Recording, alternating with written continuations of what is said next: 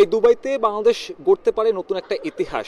শ্রীলঙ্কার বিপক্ষে বাংলাদেশ দল যে ধরনের মোমেন্টাম পেয়েছে তাতে সেই মোমেন্টামটা জিয়ে রেখে 24 এবং 25 তারিখে যে দুটো ম্যাচ রয়েছে অর্থাৎ ভারত পাকিস্তান, সে দুটো ম্যাচের মধ্যে বাংলাদেশ সেই মোমেন্টামটা কাজে লাগিয়ে নিজেদের ফাইনালে ওঠার রাস্তাটা পরিষ্কার করতে চাইবে।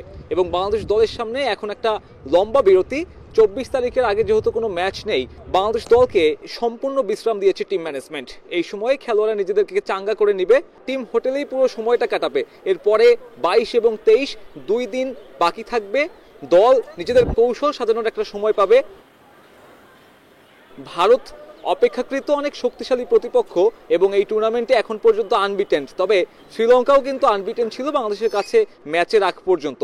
এবং বাংলাদেশ দল চাইবে তাদের সাথে ভারতের যে একটা রাইভালরি, বড় বড় টুর্নামেন্টে ভারতের সাথে তাদের অনেক যে ক্লোজ লড়াই ছিল, সেই সব অতীতকে সামনে এনে আরও একটা মোমেন্টাম নিয়ে ভারত বধের উদ্দেশ্যে নিজেদেরকে পরিকল্পনা সাজানো। এবং তারা যদি সেটা করে দেখাতে পারে তাহলে হয়তো ওই দিনই বাংলাদেশের ফাইনালের রাস্তাটা অলিখিতভাবে নিশ্চিত হয়ে যাবে।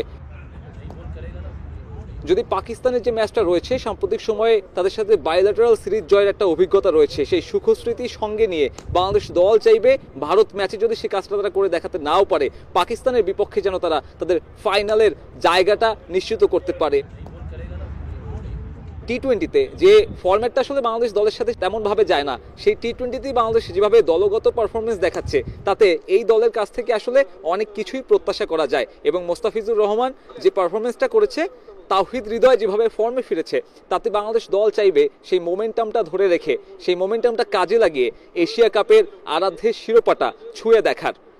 দুবাই ইন্টারন্যাশনাল স্টেডিয়াম থেকে সাব্বির মিথুন, সময় সংবাদ।